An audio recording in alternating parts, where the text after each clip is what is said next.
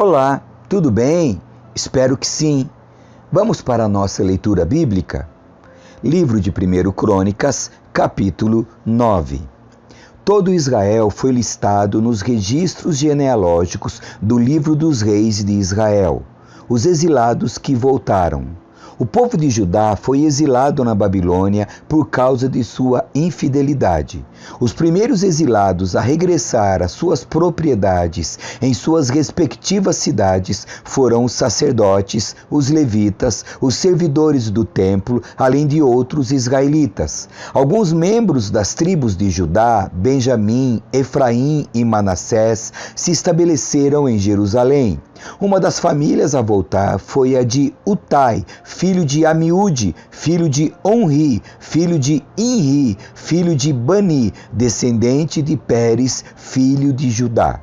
Do clã dos Silonitas, alguns dos que voltaram foram Asaías, o mais velho, e seus filhos. Do clã dos Zeraitas, alguns dos que voltaram foram Jeuel e seus parentes. Ao todo, voltaram 690 famílias da tribo de Judá. Da tribo de Benjamim, alguns dos que voltaram foram Salu, filho de Mesulão, filho de Odavias, filho de Asenua, Ibnéias, filho de Jeroão, Elá, filho de Uzi, filho de Micri, e Mesulão, filho de Cefatias, filho de Reuel, filho de Ibnias. Todos esses homens foram chefes de clãs e estão listados nos registros genealógicos. Ao todo, voltaram 956 famílias da tribo de Benjamim. Os sacerdotes que voltaram. Dos sacerdotes, alguns dos que voltaram foram Gedaías, Jeoaribe, Jaquim, Azarias, filho de Uquias, filho de Mesulão, filho de Zadoc, filho de Meraiote, filho de Aitube. Azarias era o principal encarregado da casa de Deus. Outros sacerdotes que voltaram foram Adaías, filho de Jeroão, filho de Pazur, filho de Malquias, e Masai, filho de Adiel, filho de Jazera, filho de Mesulão, filho de Mesilemite, filho de Imer. Ao todo, voltaram 1.760 sacerdotes. Foram chefes de clãs e homens muito capazes. Eram responsáveis por servir na casa de Deus. Os levitas que voltaram. Dos levitas, os que voltaram foram Semaías, filho de Assube, filho de Asricão, filho de Asabias, descendente de Merari, Baquebacar, Eres, Galau, Matanias, filho de Mica, filho de Zicre, filho de Asaf, Obadias, filho de Semaías, filho de Galau, filho de Gedutum, e Berequias, filho de Asa, filho de Eucana, que morava na região de Netofate. Dos guardas das portas, os que voltaram foram Salum, Acube, Talmon, Aimã e seus parentes. Salum era o chefe dos guardas. Antes dessa época, eram responsáveis pela porta do rei do lado leste. Eram guardas das portas dos acampamentos dos levitas. Salum era filho de Coré, descendente de Abiasaf, do clã de Corá. Ele e seus parentes, os coraitas, eram responsáveis por guardar a entrada do santuário, como seus antepassados haviam guardado a entrada do tabernáculo. Naquele tempo, Finéias, filho de Eleazar, era o encarregado dos guardas das portas, e o Senhor estava com ele. Mais tarde, Zacarias, filho de Meselemias, foi o responsável por guardar a entrada. Ao todo, havia 212 guardas das portas naquele tempo, e foram listados nos registros genealógicos de seus povoados. Os antepassados deles haviam sido nomeados por Davi e por Samuel o vidente, porque eram homens de confiança. Esses guardas das portas e seus descendentes, conforme suas divisões, eram responsáveis por guardar a entrada da casa do Senhor quando ela era uma tenda. Os guardas das portas ficavam nos 4 lados, leste, oeste, norte e sul. Seus parentes nos povoados vinham de tempo em tempo dividir essas responsabilidades com eles por períodos de 7 dias. Os 4 principais guardas das portas, todos levitas, eram oficiais de confiança, pois eram responsáveis pelas salas e pelos tesouros da casa de Deus. Passavam a noite ao redor da casa de Deus, pois era seu dever guardá-la e abrir suas portas todas as manhãs. Alguns dos guardas das portas foram nomeados para cuidar dos diversos objetos usados no culto. Conferiam tudo que era retirado e devolvido para que nada se perdesse. Outros eram responsáveis pela mobília, pelos utensílios do santuário e pelos suprimentos, como farinha da melhor qualidade, vinho, azeite, incenso e especiarias. Eram os sacerdotes, porém, que misturavam as especiarias. Matitias, levita e filho mais velho de Salum, o coraíta, era encarregado de assar os pães para as ofertas. E alguns membros do clã de Coate eram encarregados de preparar os pães colocados sobre a mesa todos os sábados. Os músicos, todos chefes de famílias levitas, moravam no templo. Eram isentos de outras responsabilidades, pois realizavam seus serviços dia e noite. Todos esses homens moravam em Jerusalém. Eram chefes de famílias levitas, listados como líderes nos registros genealógicos. Genealogia do rei Saul. Jeiel, pai de Gibeon, morava na cidade de Gibeon. Sua esposa se chamava Maaca e seu filho mais velho, Abdom. Os outros filhos de Jeiel foram Zur, Quis, Baal, Ner, Nadab, Gedor, Aiu, Zacarias e Miclote. Miclote gerou Simeão. Todos moravam com suas famílias, próximos uns dos outros, em Jerusalém. Ner gerou Quis. Quis gerou Saul. Os filhos de Saul foram Jonatas, Malquizua, Abinadab e Isbosete. Jonatas gerou Mefibosete. Mefibosete gerou Mica. Os filhos de Mica foram Pitom, Meleque, Tareia e Acás. Acás gerou Jadá. Os filhos de Jadá foram Alemete, Asmavete e Zinri. Zinri gerou Moza. Moza gerou Bineá. O filho de Bineá foi Refaías. O filho de Refaías foi Eleazar. O filho de Eleazar foi Azel. Esses foram os 6 filhos de Azel: Asricão, Bocru, Ismael, Searias, Obadias e Anã. Todos esses foram filhos de Azel. Capítulo 10. A morte de Saul. Os filisteus atacaram Israel e os israelitas fugiram deles. Muitos foram mortos nas encostas do monte Gilboa. Os filisteus cercaram Saul e seus filhos e mataram 3 deles, Jonatas, Abinadab e Malquizua.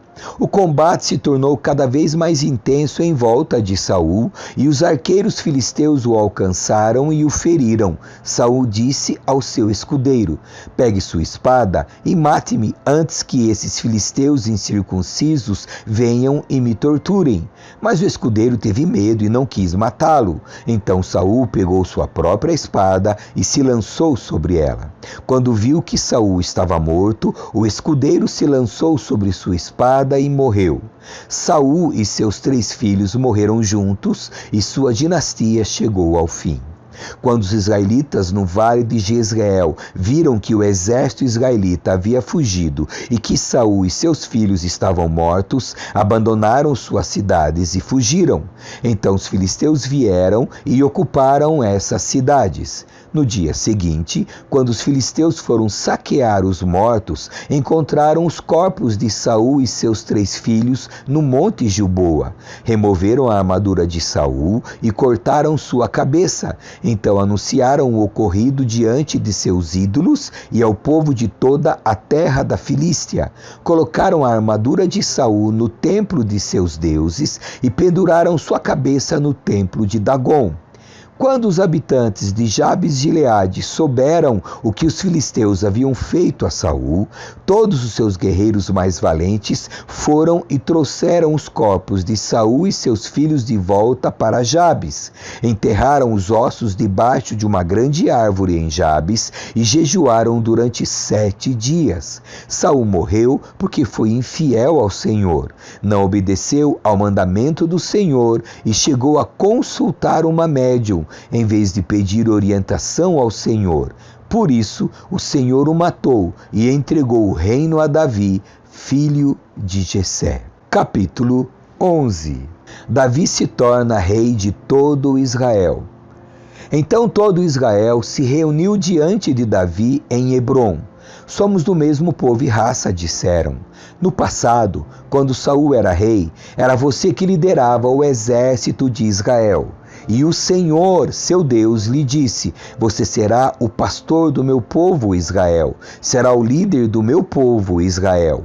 Então, ali em Hebrom, Davi fez um acordo diante do Senhor com todas as autoridades de Israel, e elas o ungiram rei de Israel, conforme o Senhor havia anunciado por meio de Samuel. Davi conquista Jerusalém. Então Davi e todo Israel foram a Jerusalém, isto é, Jebus, onde moravam os jebuseus que viviam naquele lugar. Os jebuseus zombaram de Davi: você jamais entrará aqui. Mas Davi tomou a fortaleza de Sião, que hoje é chamada de Cidade de Davi. Davi tinha dito a seus soldados: o primeiro que atacar os jebuseus se tornará o comandante de meus exércitos. Joabe, filho de Zeruia, foi o primeiro a atacar, e assim se tornou o comandante dos exércitos de Davi. Davi foi morar na fortaleza, e ela passou a ser chamada de Cidade de Davi. Ampliou a cidade desde o aterro até a região ao redor, enquanto Joabe reconstruiu o restante da cidade. Davi foi se tornando cada vez mais poderoso, pois o Senhor dos exércitos estava com ele. Os guerreiros mais valentes de Davi. Esses foram os líderes dos guerreiros valentes de Davi. Junto com todo Israel, apoiaram firmemente o reinado de Davi, conforme o Senhor havia prometido a respeito de Israel.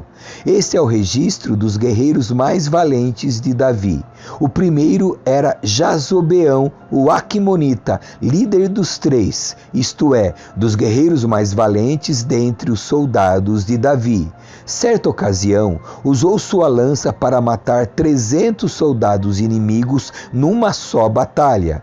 O segundo era Eleazar, filho de Dodai, descendente de Aui.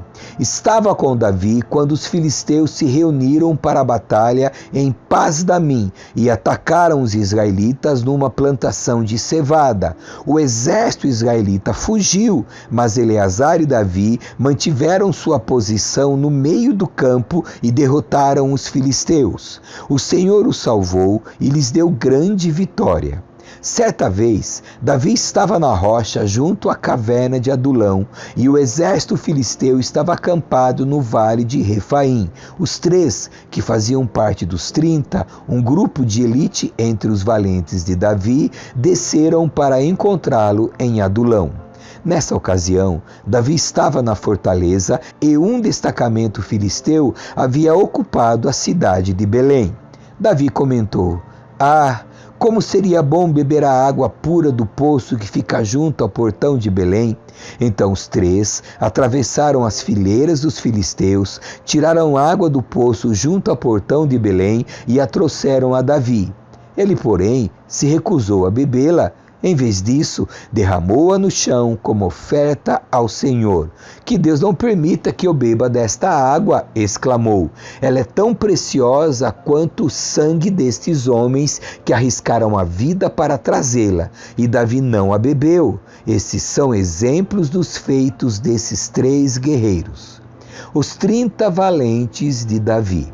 Abisai, irmão de Joabe, era o líder dos 30. Certa ocasião, usou sua lança para matar 300 soldados inimigos numa só batalha. Foi por causa de feitos como esse que ele se tornou tão famoso quanto os 3. Abisai era o mais conhecido dos 30 e era seu comandante, embora não fosse um dos 3. Também havia Benaia, filho de Joiada, soldado valente de Cabzeel. Realizou muitos feitos heróicos, como matar 2 grandes guerreiros de Moabe. Em outra ocasião, num dia de neve, perseguiu um leão até uma cova e o matou. Uma vez, com apenas um cajado, matou um guerreiro egípcio de 2,25 metros de altura, armado com uma lança da grossura de um eixo de tecelão. Benaia arrancou a lança da mão do egípcio e com ela o matou. Feitos como esses tornaram Benaia tão famoso quanto os 3 guerreiros mais valentes. Foi mais honrado que qualquer outro membro dos 30, embora não fosse um dos 3. Davi o nomeou comandante de sua guarda pessoal. Outros guerreiros valentes de Davi foram Azael, irmão de Joabe, Elanã, filho de Dodô, de Belém, Samá, de Arode, Eles, de Pelom, Ira, filho de Iques, de Tecoa, Abiezer, de Anatote, Sibecai, de Uzate, Zalmon, de Auí, Maarai, de Netofate, Elede, filho de Baaná, de Netofate, Itaí, filho de Ribaí, de Gibeá, na terra de Benjamim, Benaia, de Piratom, Urai, de Naal-Gaás, Abi-Albon, de Arbate, Asmavete, de Barum, Eliaba, de Saalbon, os filhos de Jazem, de Gizom, Jonatas, filho de Sag, de Arar, Aião, filho de Sarar, de Arar, Elifal, filho de Ur, Éfer, de Maquerate, Aías, de Pelom,